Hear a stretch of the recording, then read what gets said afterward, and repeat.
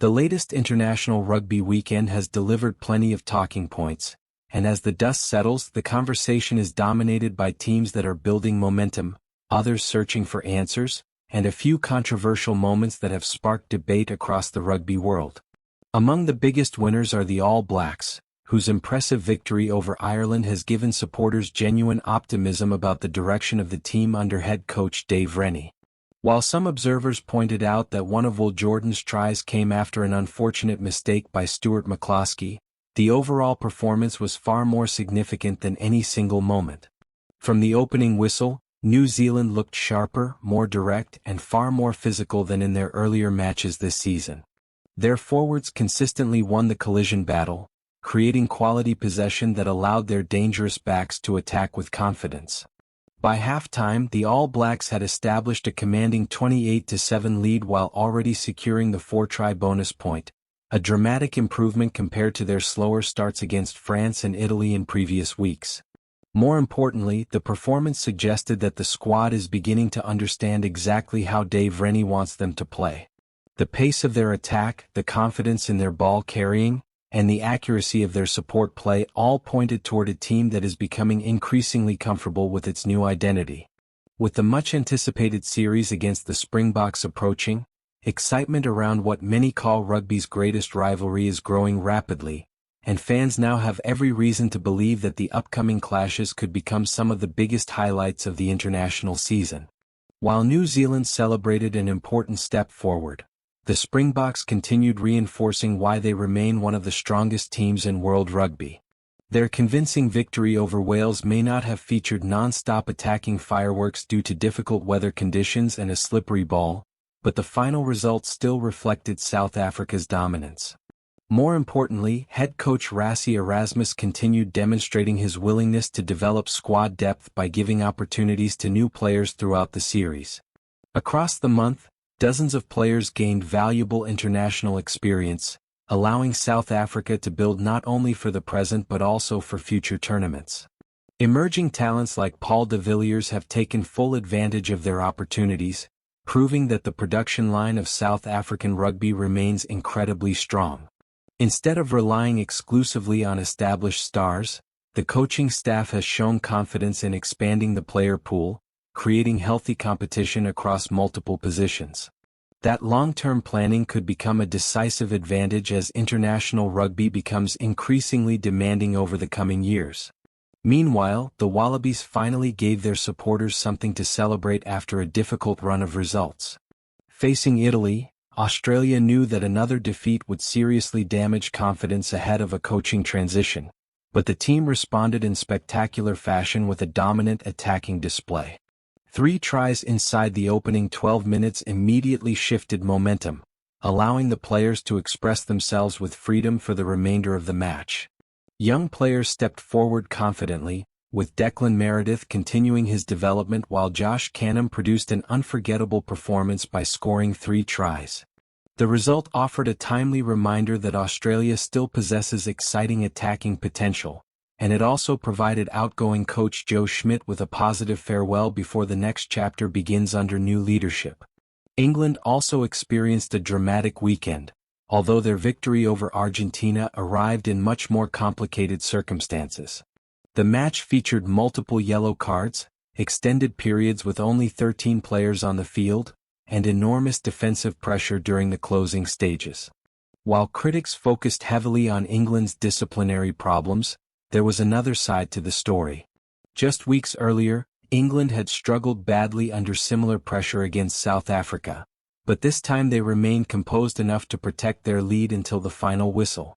It was far from a perfect performance, and improving discipline remains an important priority, yet the resilience shown during the closing minutes suggested that lessons from previous defeats are beginning to influence the team's mentality. Beyond the traditional rugby powers, there were encouraging developments elsewhere. The United States continued showing positive signs with another important victory, strengthening confidence ahead of future international competitions.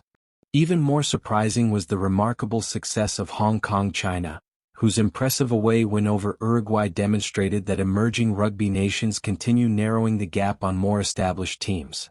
These kinds of results highlight the importance of competitive opportunities beyond the highest-profile tournaments, providing valuable experience that helps the global game continue growing. Another major success story arrived from age-grade rugby, where the junior Springboks successfully defended their World Championship title. Under the guidance of coach Kevin Foote, South Africa's young players displayed outstanding preparation, discipline, and teamwork throughout the tournament. Their victory over France confirmed the effectiveness of a renewed development pathway that appears capable of producing future international stars for years to come. However, not every nation leaves this international window feeling optimistic. Argentina experienced another disappointing chapter after falling to England in a tense contest. While their quality on the field remains unquestioned, attention after the match shifted toward emotional reactions rather than rugby itself. Discussions surrounding post-match behavior created unnecessary headlines, overshadowing what had been an intense international contest. Many observers believe that maintaining composure during difficult moments is essential, especially as rugby continues promoting respect between teams, officials, and supporters around the world. Equally controversial were renewed conversations about the role of the television match official.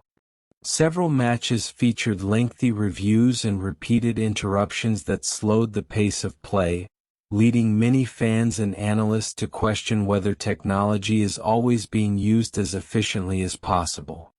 While player safety and accurate decision-making remain top priorities, supporters also value the natural rhythm of rugby, and finding the right balance between accuracy and game flow will likely remain an important topic for World Rugby moving forward. Ireland, despite showing determination during the second half against New Zealand, were left reflecting on another performance that failed to meet their recent standards. After encouraging signs during the Six Nations and victories earlier in the international window, expectations were considerably higher entering the Auckland showdown. Unfortunately for the visitors, they struggled to match New Zealand's physical intensity during the opening 40 minutes, leaving themselves with too much ground to recover. Although their improved second-half display demonstrated character, the slow start highlighted areas requiring attention as they prepare for future challenges. Italy also endured a frustrating conclusion to their tour. Earlier optimism generated by important victories has faded following consecutive defeats, and confidence appears to have taken a noticeable hit. Moments of ill-discipline and inconsistency prevented the team from building momentum, leaving coaches with several difficult questions before the next international campaign begins. For Wales, the rebuilding process remains equally challenging. Facing the world champions is never easy, yet back-to-back scoreless performances against South Africa underline the scale of the task ahead. Defensive commitment continues to earn praise, with players repeatedly producing enormous tackle counts, but creating attacking opportunities has become a major concern. The coaching group will undoubtedly continue searching for solutions capable of restoring competitiveness against the world's leading nations. As another fascinating international rugby weekend comes to a close, one message stands out above everything else. Momentum in international sport can change quickly, but consistency remains the true measure of elite teams. The All Blacks appear to have discovered another gear under Dave Rennie. The Springboks continue building extraordinary squad depth. Australia has rediscovered confidence at exactly the right moment, and England showed resilience despite obvious imperfections. At the same time, nations including Ireland, Argentina, Italy, and Wales now face important periods of reflection before returning to the international stage.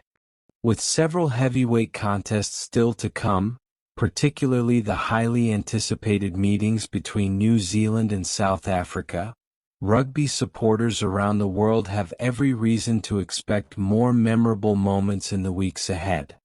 If the latest round of matches has shown anything, it is that international rugby remains as competitive, unpredictable, and captivating as ever, ensuring that every weekend continues to produce fresh stories, new heroes, valuable lessons, and exciting rivalries that keep fans eagerly waiting for the next kickoff.